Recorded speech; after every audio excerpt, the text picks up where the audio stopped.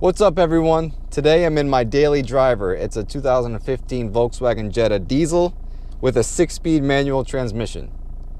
Now I want to go over some of the things that I love about the car and some of the things that I really don't like about the car. And I want to share this with you because for this year, 2015, it's the only diesel you'll be able to buy once again. So if you're watching this video, I'm sure you know all about the whole Dieselgate scandal that happened about 2 years ago. But that's the reason for the stop sale on these vehicles with this engine. If you haven't heard about it, in a nutshell, basically, Volkswagen programmed the software so that it would be compliant with emissions during testing only. But in real life, I think it emitted around 40 times more nitrogen oxide than is allowed in the US. So they got in big trouble over this. Am I mad about it? Not really at all. I got a great car that's great on fuel. And they're going to buy it back for basically what I paid for, so how could I be mad? The only thing that's really disappointing is that 2015 marked the end of an era for great diesel cars that are fun to drive and that are available with a manual transmission. So, if I were you, and I'll explain why, but I would probably go get one of these while you can. We'll get this thing on the highway because that's where she really shines. Let's start with the number one thing that I love about this car, and that is the drivetrain. So starting with the engine, it's an EA288 diesel engine. It's the successor to the EA189, which is found in the 2009 and 2014 model years. And unfortunately for those model years, I think they're going to be crushed. At least that's what I've heard. So the 15 and ups will be saved with software and hardware updates. So this engine makes 150 horsepower at 3,500 RPMs and 236 pound-feet of torque, down low at 1,750 RPMs. Now that torque comes on strong and it comes on low. That's thanks to virtually no turbo lag. Now there's no turbo lag because there's an air-to-water intercooler that's directly mounted to the intake manifold. So there's not much piping for the air to go through before it hits the intake manifold. Fuel economy figures are rated at 31 city and 46 highway. And I've seen some crazy numbers, even as high. I've seen 60 miles per gallon before in the summertime up in the mountains in Vermont. I mean, this kind of mileage is unheard of for something that's not electric. I consistently get great mileage, and I drive this car like I'm at a freaking track event every single day. Which brings me to my next point, the reliability. Start this car up and go with very low maintenance, and it just takes it and it loves it. It's fine. It's great. This car is really just the ultimate road trip warrior. I mean, it's just the king of the highway. Sometimes it's almost too good, too smooth on the highway, if you know what I mean. Yeah. So I told you how much I love the engine, which is the obvious reason why I bought this car. But the transmission is also great. So my car is a 6-speed manual transmission, which is a lot harder to find. I had to locate one down in New Jersey and get it shipped up to Connecticut because there really weren't any around. I've driven the DSG transmission, which is also pretty good, so you can't go wrong either way. But at the end of the day, I'm a 6-speed manual kind of guy. I really love the 6-speed manual transmission in this car. It's geared evenly, it's smooth, I've never missed a gear, and it's always in the sweet spot. You know, it just feels really nice. Volkswagen did a great job with that. Maybe if I was keeping the car, maybe I'd do a short shift kit or something like that, but honestly, I don't think it really needs it. So the first two things that makes this car great is number one, the engine, and number two, the transmission. So that brings us to number three, which is the overall value of the car and the maintenance intervals. So 2 years ago, I bought this car actually like a month before the whole Dieselgate thing happened. And but it was about $23,000 out the door, 0% financing, and it is just an excellent value. I needed something to get me to work and back reliably because at the time I was just running through $900 Hyundai Accents like they were going out of style.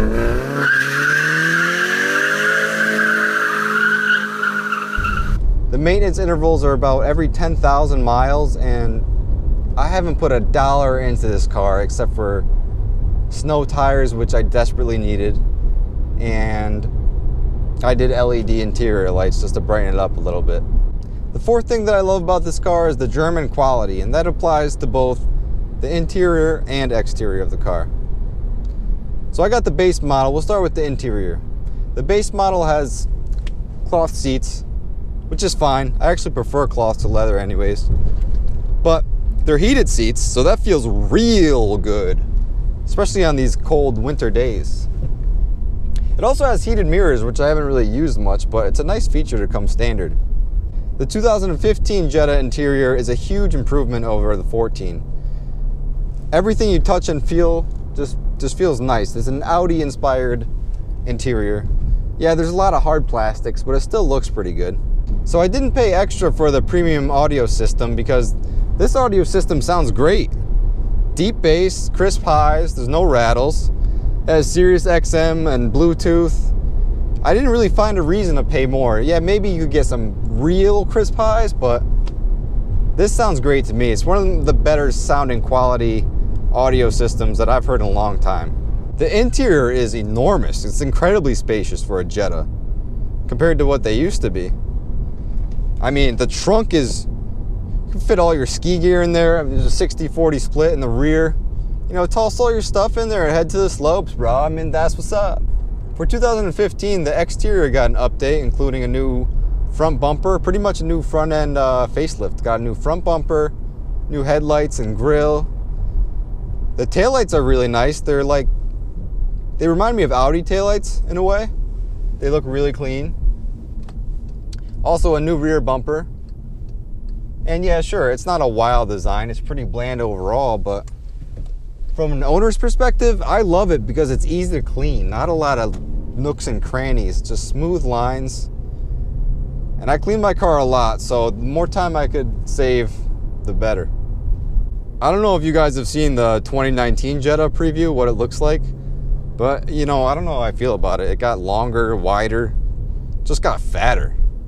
The front end looks not great, but the rear end actually looks all right. I don't know how I feel about those rear ends. Still prefer this one though. That's my girl. Numero 5. The last thing that I really love about this car is the ride quality and the handling. It handles just as you would expect a commuter car should. It soaks up the bumps very well and it just floats right over them. You throw it into some twisties like I am right now and you get an abundance of body roll as those Econo tires just screech and beg for their life. But nonetheless, the car remains predictable, which is very important, and you can't ask much more than that. The same can be said about the brakes. Do they stop the car? Ooh, there goes all my stuff. Yeah, they stop the car, but I wouldn't go calling them carbon ceramics anytime soon. Still powerful enough to throw everything from the trunk right to the freaking windshield, though. After that braking test, I think I'm going to drop off all the stuff that's in my car because that snowboard back there almost went right through my spleen. So that about wraps it up with what I love about the car. Now, there's just a few things that I really don't like about the car. They're not deal breakers, but I figured I should mention them before you go and buy the car. So my number one complaint about the car is that there's no traction control button, meaning you can't disable traction control.